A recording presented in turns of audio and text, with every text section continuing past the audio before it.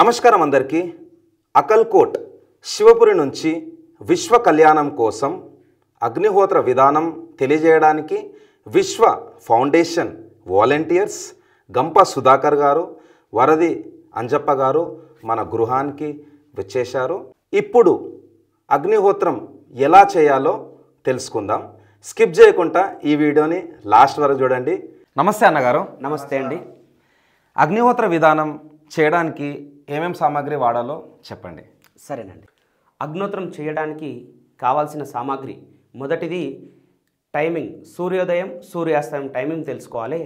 రెండోది రాగి పాత్ర, అర్ధ పిరమిడ్ ఆకారంలో ఉన్న రాగి పాత్ర. మూడవది ఆవు అంశతో తయారైన ఆవు పిడకలు, అలాగే ఆవు నెయ్యి. నాలుగవది మన ఇంట్లో వాడే బియ్యాన్ని తీసుకోవాలి, అఖండ బియ్యాన్ని. ఐదవది వేదమంత్రాలు ఉచ్చారణ చేస్తూ ఈ అగ్నిహోత్రం చేయాలి. అనగా ఈరోజు మనం ఉన్న స్థానంలో సూర్యోదయం ఎప్పుడవుతుంది దానికి 5 నిమిషాల ముందు మనం ఈ సామాగ్రి అంతా సమకూర్చుకొని జ్వాలను వెలిగించాలి.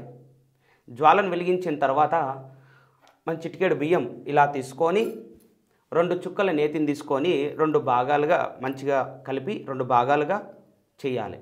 చేసిన తర్వాత సమయానికి అనగా సన్ రైజ్ టైంకి మనము మండే జ్వాలలో వేదమంత్రాన్ని ఉచ్చారణ చేస్తూ దీన్ని స్వాహా ఇవ్వాలన్నమాట.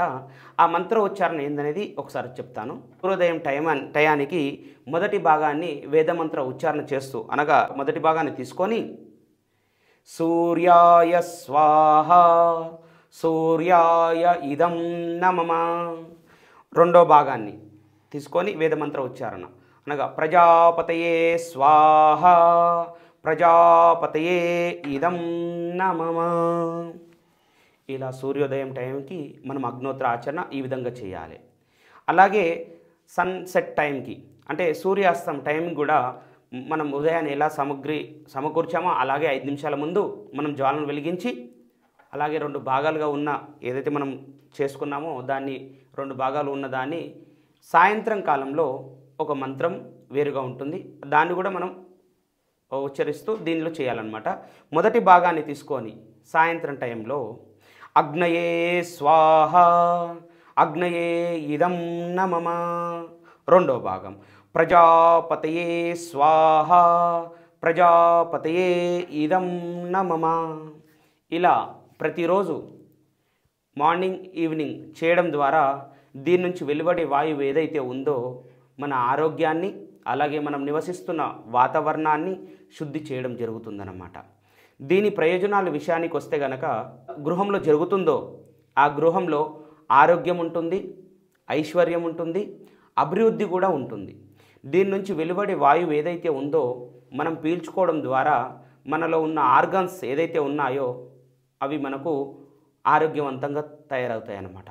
అలాగే ఈ యాష్ని మన ఇంట్లో వాడే వాటర్లో కొద్దిగా వేసి వామ్ వాటర్లో వేసి కొద్దిగా మనం తాగడం ద్వారా ఆర్గాన్స్ మొత్తం ఫిల్టరైజ్ అవుతాయి అన్నమాట.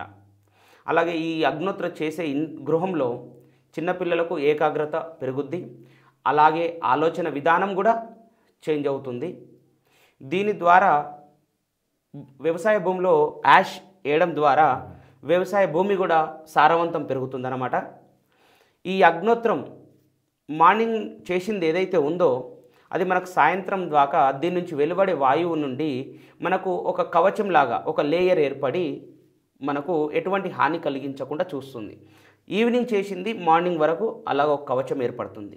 దీనికి బెస్ట్ ఎగ్జాంపుల్ ఒకటి చెప్పాలంటే కనుక మీరందరూ గూగుల్లో సెర్చ్ చేసి చూసుకోవచ్చు. 1984లో భోపాల్ విషవాయువు రిలీజ్ అయ్యి అక్కడే నివసిస్తున్న ఒక గృహంలో మాత్రం వాళ్ళు చనిపోవడం జరగలేదన్నమాట. దానికి ఏం జరిగిందనేది రీసెర్చ్ చేస్తే ఆ గృహంలో నిత్యం అగ్నిహోత్ర చేసే కుటుంబం ఉంది కాబట్టి వాళ్ళకి ఎటువంటి హాని జరగలేదు. మనం మాట్లాడుకున్నట్టు ఇంతకుముందు మనం అగ్నిహోత్ర ఎవరైతే చేస్తున్నారో వాళ్ళకు ఒక కవచం ఏర్పడుతుందని చెప్పాను కదా. సో దాని ద్వారా వాళ్ళు రక్షించబడడం జరిగిందనమాట. ఈ అగ్నిహోత్రం చేయడం ఇప్పటిది కాదు, యుగ యుగాల నుంచి వస్తుంది ఇది. కాకపోతే ఇప్పుడు అంతర్ధానం అయిపోయింది కాబట్టి దాన్ని బయటికి తీసుకురావడం జరిగింది. ఇది అకల్కోట్ శివపురి విశ్వ ఫౌండేషన్ నుంచి మేము వివరించడానికి వచ్చాము. ఇది 1944లో శ్రీ గజానంద్ మహారాజ్ గారు ధర్మస్థాపన చేయడం జరిగిందనమాట. అప్పటి నుంచి ప్రపంచ వాయిస్గా 72 దేశాలలో ఈ అగ్నోత్రం ఆచరించడం జరుగుతుందన్నమాట.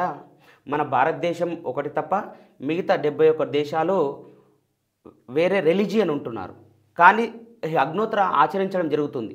ఎందుకనగా ఈ అగ్నోత్రం నుంచి వెలువడే ప్రయోజనం ఏంటి అనేది వాళ్ళు తెలుసుకున్నారు. అందుకోసమే అదర్ కంట్రీస్ దీన్ని చేయడం జరుగుతుందన్నమాట. ఈ అగ్నోత్రం అనేది నిత్యం చేయడం పెద్దల నుంచి చిన్నల వరకు ఎవరైనా చేయొచ్చు. ఒక ఇంట్లో ఒక 4 వ్యక్తులు ఉంటుంటే ఒక వ్యక్తి చేసిన మిగిలిన వారికి దీని ప్రయోజనం అనేది చేకూరుతుంది. అలాగే దీనికి ఎటువంటి నియమాలు లేవు. వెజ్, నాన్ వెజ్, లిక్కర్ నియమాలు లేవు. దీన్ని ఎవరైనా చేయొచ్చు. ఒకవేళ నాన్ వెజ్ తిన్న వాళ్ళు ఉంటే కనుక మనం మార్నింగ్ ఎలాగో అంత మార్నింగ్ ఎవరు తినలేరు, ఆ టైం మనకు అగ్నోత్రం అయిపోతుంది. ఈవినింగ్ టైంకి ఒకవేళ తిన్నుంటే కూడా మనం స్నానం చేసుకొని అగ్నోత్రం ఆచరించవచ్చు. ఈ నియమాలు మందు దగ్గర కూడా ఎటువంటి నియమాలు లేవు, చేసుకోవచ్చు. ఓకే అన్నగారు, చాలా సింపుల్గా ఉంది అగ్నిహోత్రం విధానం కూడా. నమస్తే. సో మీరు ఇంకా సొసైటీకి ఏం మెసేజ్ ఇద్దాం అనుకుంటున్నారు? సొసైటీ విషయానికి వస్తే ఈ ప్రస్తుతం ఉన్న సొసైటీ ఎలా ఉందంటే ప్రకృతిని వాడకం జరుగుతుంది, ఈ పంచభూతాలను వాడుతున్నారు. కాకపోతే దానికి కూడా తిరిగి ఇస్తేనే ప్రకృతి కూడా బాగుంటుంది.